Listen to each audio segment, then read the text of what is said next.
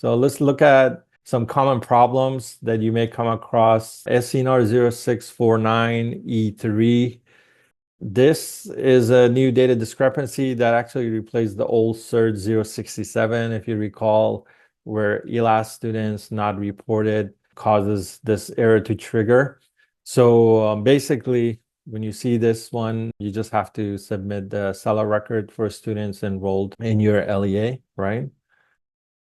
STAS 0708E3, missing suspension data for a student who was reported as absent due to either out-of-school suspension or in-school suspension.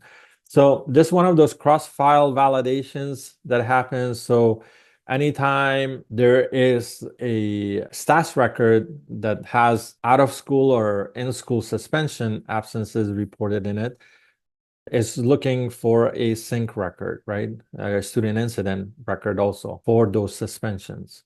So whenever you see this error message, you basically have to submit the student incident. Sometimes this triggers because you submit your STAS before your incident information. So once you typically upload and post your incident information, they go away on their own, right? But if you have submitted your incident information and this still comes up, then you need to investigate and see why that incident record is missing. CERT 097 fatal missing Title I targeted assistance program records. So this is one of those certification errors that we see triggering for a number of LEAs. The best advice we can give you is update your CARS.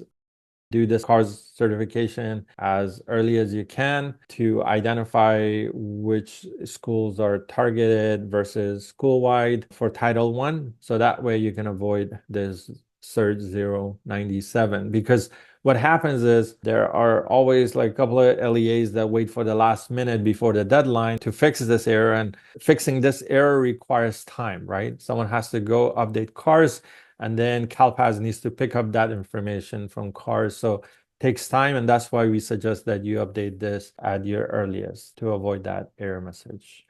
And SCNR 0696E3, it replaces the old CERT 131. This is one of the new DDDs this year. Triggers when the student enrollment record in the current active academic year is not exited prior to EOY 3 certification. So initially, you will get this error for all of your students in your district. So once you do your year-end exits, when the school is over, this error should start dropping off, right? Because all the students will have their end-of-year exits in CalPAS.